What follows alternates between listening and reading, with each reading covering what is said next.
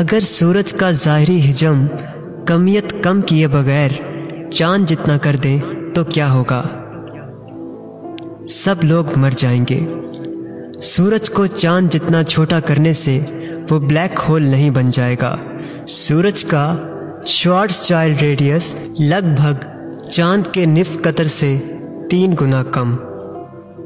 جیسا کہ بتایا گیا، سورج کی کمیت کو اتنی کم جگہ میں دبانے سے جوہر اس قدر ایک دوسرے کے نزدیک سکڑ کر آ جائیں گے کہ سورج کے اندر موجود پروٹون اور الیکٹران ضم ہو کر نیوٹرونز بن جائیں گے۔ اس طرح آپ نے بنیادی طور پر ایک ننھا نیوٹرون ستارہ بنا لیا ہوگا۔ خیر، ویسے بہت مختصر عرصے کے لیے۔ اس وقت جب آپ اس ناقابل تصور قوت کو چھوڑیں گے جسے سورج کو سکیڑنے کے لیے استعمال کیا گیا ہوگا، سورج حیران کن قوت کے ساتھ واپس پلٹے گا۔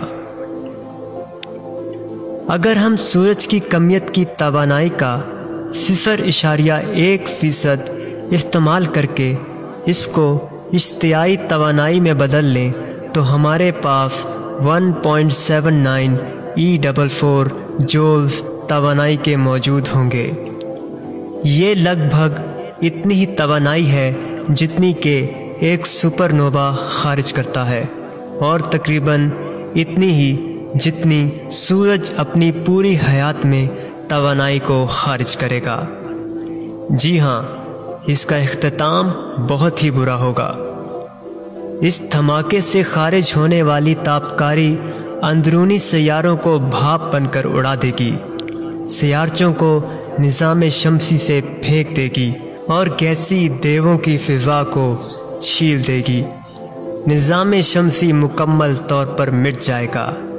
اگر یہ مفروضہ 100 گنا بھی غلط ہوا تب بھی یہ بات واضح ہے کہ سب لوگ مر جائیں گے۔